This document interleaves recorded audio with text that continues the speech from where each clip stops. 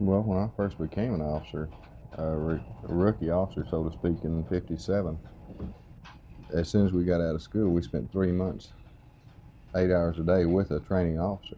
And then after that time, after we were released from the training officer, we were put in a squad on any particular substation, and we were with a senior officer for anywhere from a year, year and a half, sometimes 2 years, before we ever worked by ourselves. And from the training officer and the senior officers that we worked with during that period, we got what I think was a wealth of practical experience from the other officers, which I think was very helpful. And I really don't think that I could have done as well without this practical experience that I did get from the other officers.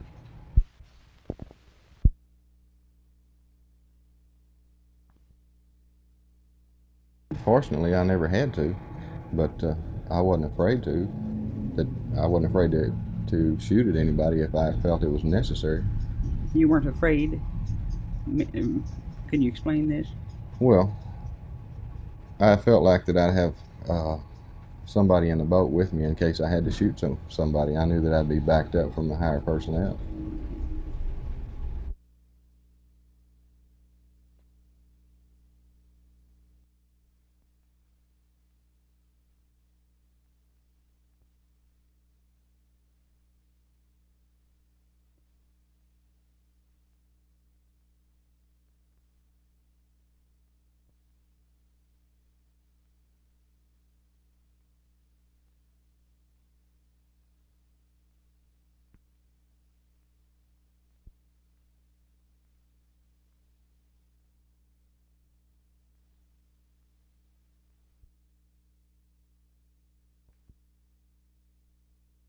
Yarborough statewide campaign manager Ed Wendler visited Luna today to ask for a recount of the Dallas County vote in the Democratic senatorial primary, and he threw in a request for the State Democratic Executive Committee to reconvene to check some county results.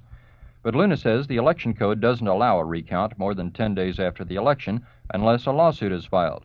Luna points out that he spoke with Yarborough representatives when the state committee canvassed votes the 16th, but no request for a recount was made at that time. And he says there's nothing he can do now about the request unless he's instructed to open up the voting machines by a district judge. As for reconvening the state committee, Luna says he's not even on the committee, though he is their general counsel. But he told Wendler he can't speak for whether the committee would reconvene to recertify results from the 3 counties which Wendler says are incorrectly reported. Luna bases his refusal on a court order from District Judge D. Brown Walker. He filed a request for instructions this morning with the judge and was instructed to disregard the request and return Wendler's check, which was offered to pay for the recount. Judge Walker set a hearing for May 30th to determine why machines haven't been cleared if Secretary of State Bob Bullock doesn't order them cleared by that date. Wendler notes that he still has 7 days to file suit in district court asking for the corrections, but he declined to tell reporters what his next step would be. He says he's returning to Austin to consider what to do. Phil Reynolds, Channel 8 News on the Move.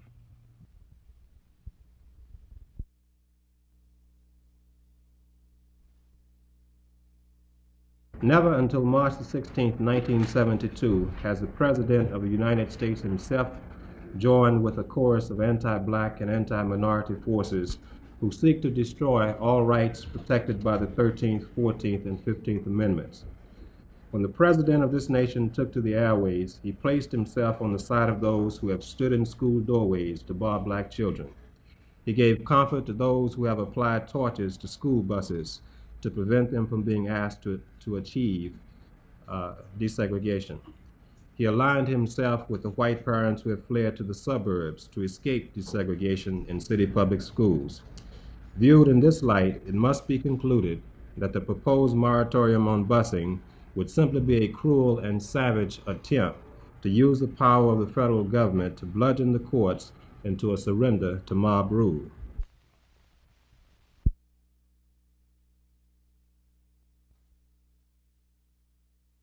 More than 200 firefighters and policemen are expected to crowd into the council chambers Monday to air their opinions on the city's hiring policies. Firemen are concerned that hiring standards will be lowered in order to receive federal funds. I talked with the president of the Firefighters Association, Captain John Murphy. Jim, let me say this. I don't think there's been talk that the city wants to do this. This was an editorial that appeared in one of our newspapers saying that maybe we should forgive and forget and possibly have to lower down to take people that have been convicted of a felony. This we don't think is necessary, and we are vigorously opposed to lowering the standards which would let a convicted felon be hired on this job.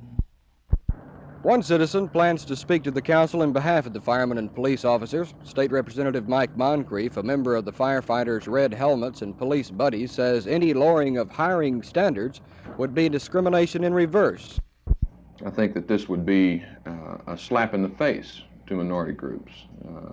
I don't think that they want any standards lowered just to allow them to participate in a program. Moncrief claims the in-service training programs of the fire and police departments are virtually at a standstill because of the background information that must be gathered on applicants now. There are about 200 applicants that have reportedly passed the civil service exam but have not been hired because they are not among the hardcore unemployed. The city's director of personnel, Frank Pryor, told me that the people complaining about policy changes are not informed that there will be no drastic changes. Lowering standards sometimes gets confused with the process of modifying standards. I feel that we have modified certain standards in the fire department. Specifically, we have recently lowered the height requirement for entrance into the fire department from the then existing 5'9" to the current 5'7". This was done possibly to encourage the greater participation on the part of Mexican-American population. We feel that in no way did we compromise the overall standards and quality of the fire department by simply modifying these standards. Pryor said the city will be using new civil service tests as a result of a study just completed. He says the new tests are more meaningful to the jobs of firefighter and policeman. The final decision will now rest with the council unless it affects the civil service bylaws. In such a case, it would take state legislation to amend current bylaws, according to the Firefighters Association. Jim Green, Channel 8 News on the Move in Fort Worth.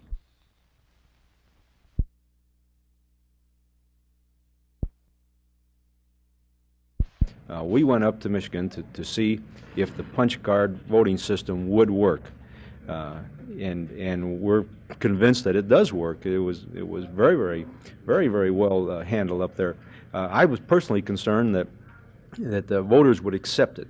The people that I talked to that had never used one before said it was simpler and it was easier to vote. There was nobody stood in line, and which of course I was delighted to see. Now, for the same investment that we have in the lever-type machines, we can provide 4 to 5 times as many Votomatic or the punch card type of machines, and without any additional cost to the taxpayers. And I'm really sold on the whole program. What will be done with the lever machines you now have? Well, we have 3 alternatives. One, we would sell it outright ourselves, or we could sell it to the company with a guaranteed price, or we could sell it to the company with a guaranteed price, and then they would allow us anything over that guaranteed price that they might get.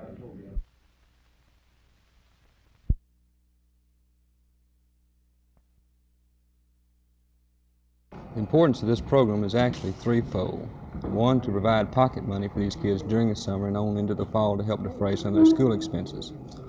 Secondly, and what we feel is the most important part though, is to provide them with some meaningful job experience that they can carry on when they enter the labor market themselves.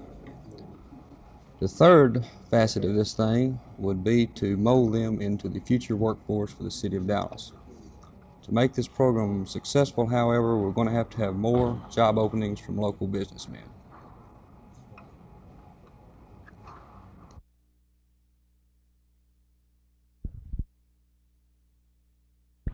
There's often a fine line between the real and unreal, and sometimes you can hardly tell the difference. Now, just right offhand, I'd say this man could be Buffalo Bill come to life, but you'd know better. Actually, at the Southwest Wax Museum that opened today in Grand Prairie, a lot of the life-size wax figures come pretty close to fooling you.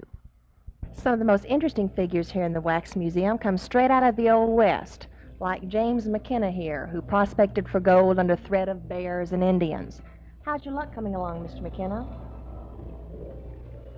Well, I guess he'd rather mine than talk. So let's go look at some of the famous Texas Rangers. And this is Captain Lone Wolf Gonzalez, one of the last fast-draw gunfighters of the Texas Rangers. You wouldn't be the real Captain Gonzalez, would you? That's me. Well, it just goes to show you never know who's who here at the Wax Museum in Grand Prairie. Martha McIntyre, Channel 8 News on the Move.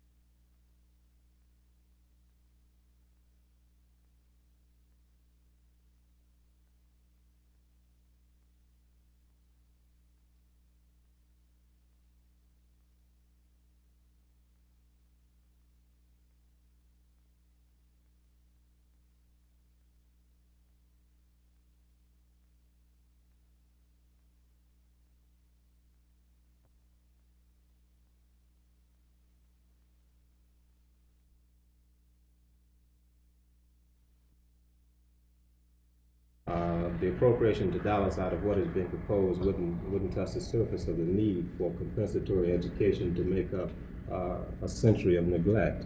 And I think it's really a subterfuge, and it's an insult to the intelligence of the oppressed people in this country to say that we're going to make up with the amount of money that has been proposed a century of neglect.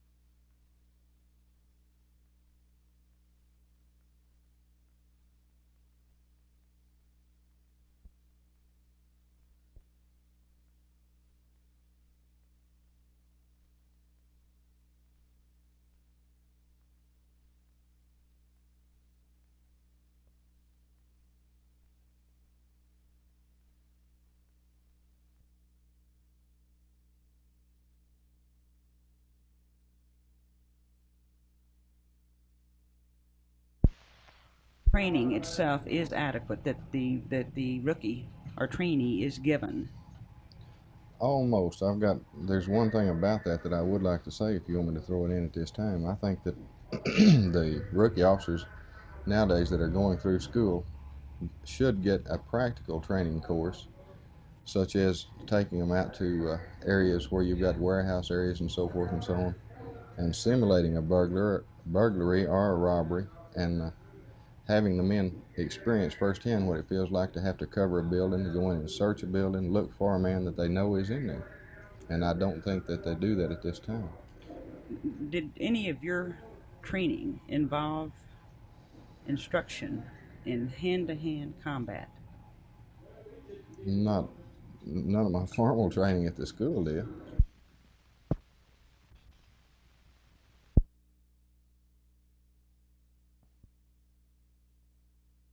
Well, the attitude among young people today is far different than it was in 3 or 4 years ago. And what we found nationwide is pretty substantial support for the president among young people for his activities during his term of office. I can't say that we're going to win 51% of the vote today, but I think we have as much chance as anybody else does to win 51% of the vote. How about the Vietnam War? Well, I think young people view the Vietnam situation just as older people do, and I think you saw the Gallup survey which showed 59% of the American public support the president's action. Today there isn't a real difference of opinion among young people and older people on that situation. I think that's short term, however, and if it goes on for the entire length of time until November, we'll probably have a change of opinion. Are you saying then that you can't class the 18 to 21-year-old vote the new vote in a separate class by itself? No, I think you have to take the 18 to 25-year-olds, which is really the new vote, as a group of people and not separate them from the total population. They think very much like the older population does.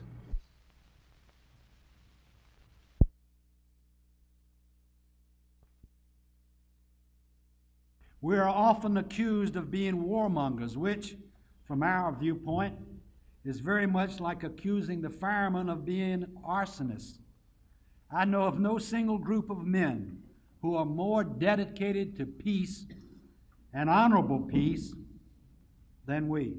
Today, as it has for nearly 197 years, the Army stands ready to protect our freedom. But let us remember, our strength comes ultimately from you, from the people.